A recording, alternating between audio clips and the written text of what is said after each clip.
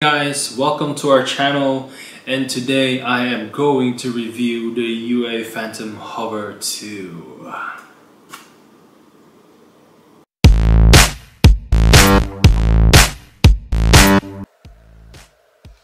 Hey guys, Jay here for another video, and we have a special guest today.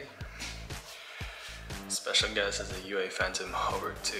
So my first impressions of the shoe, obviously the design struck me, and I really like how Under Armour has moved away from its traditional Phantom design to a completely super comfortable, awesome looking shoe as of today. And I did Google, or I did search, look up the old Phantom model, and I noticed that the design, or the mesh of this one is much more profound. They make it more obvious now compared to the old Phantom, because the traditional Phantoms, they only have that mesh in the middle of the midsole here, and it's quite compressed and compact in a way that's the only cushioning available on that model, I guess. But now Under Armour is making it more defined, and it's very obvious in this way. It's hard to see it because the colorway that I pick is black. But overall, what it means for this one now for you, if you wear the shoe, it will give you much more comfort and more cushioning as much as possible. It will help when you run. It will help absorb the impact more without causing any additional injuries and discomfort. And what I like about this shoe, despite the colorway, it is all black, is that from the look of it, you thought it was just an ordinary basketball shoe, but no, it's a running shoe. And I like the engineered upper knit material here. It really stucks in your foot. It makes it more comfortable. It doesn't give you that loose type of feeling, and it absorbs sweat, because I do have a sweaty feet. I do have a very wide feet, and I really like it so far because it fits perfectly when I do my training in the gym. Running in the treadmill is way too easy with these guys right now. And yeah, the only difference the only thing that I noticed is you don't have that foam at the back, because I own the Project Rock 3. The Project Rock 3 does have a foam for additional support, but I think we don't need one anymore, because it really, the external heel counter here does the thing. It does everything to support your heel already. So I think props to Under Armour with this shoe. It does like you.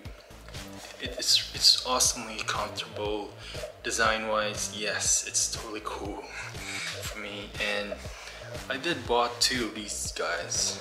One is this one for my casual walks during sunny days, and when it rains here in my place, I wear the Cold Gear Reactor. So the Cold Gear Reactor is this design right here. As you can see, you can see the crack pattern compared to this guy right here. As you can see, you have the crack pattern. If you notice the two crack patterns of the two shoes, this is much more defined because it has a bright colorway. This one is all black, which is fine because black is my favorite color. But the traction with this pattern is really leaving its hype. It does cover all the issues in the wet and dry roads. And I haven't tested this in the snow yet, because it hasn't snowed here yet. It hasn't snowed yet, so probably it does a better job. I think this one does a better job than the black one, because this one is built for the snow, and this they call this the Cold Gear Reactor, and this Phantom suits well for 4 different seasons. But I hope it lives to its hype, that it really repels water. I haven't tested this out in the rain yet. It's spring now, and I think probably I'll try running in the rain and see if this material really stands out. And one thing that's different from the two hovers here is the design. This one is much more, has a very conservative look. It looks like an Ultra Boost with a golden external heel at the back, but it looks like your everyday casual shoe for me. And I like that how they made it low cut as much as possible, and this one is a bit high cut, if you notice that. And the design of the reactor is covering, I mean the reactor material is covering most of the parts of the shoe. It doesn't have that Flyknit, engineered Flyknit here, so probably if you wear these, it's probably a bit uncomfortable because of the material that they're using to repel water on it. So yeah, this one, the problem with these shoes is they have this they don't have a removable insole or padding inside to help me, you know, wick more sweat, I guess, because I do have a sweaty feet. But the Speedform 2.0 really does a great job already. So I think we don't need that material anymore. And what strikes me with the design of this shoe is it's similar to the Project Rock 3 in a way. I think the Project Rock 3 copies this shoe because it's somehow the original, because it's using obviously the HOVR technology too, but I like how they manufacture this, and I like how it is more, you know, it is built for performance, plus it's also way too cool to walk in the streets. So I haven't tested this black one. I haven't tested this guy on the road yet. Probably will do better, I hope. But this one I already tested this in the gym, and at some point I really love training with this guy. When I do a lightweight training, probably do high intensity workouts, I don't have any issues wearing this guy at all. And both of these guys do connect with in the UA map my run. It's just they have their own built-in sensor for both shoes, so obviously there's the Bluetooth logo here, as you can see. They can connect on their app automatically because of the built-in chip somewhere in the middle of the shoes. But there you, and overall, if I had to rate this guy, I'd probably give it to like 4 out of 5 because why 4? I only have minor issues with the shoes, to be honest. And my foot, I still feel my foot sliding forward when I did my tests earlier. In fact, I already wear this multiple times now in the house, trying to, you know, understand if it's worthy or not.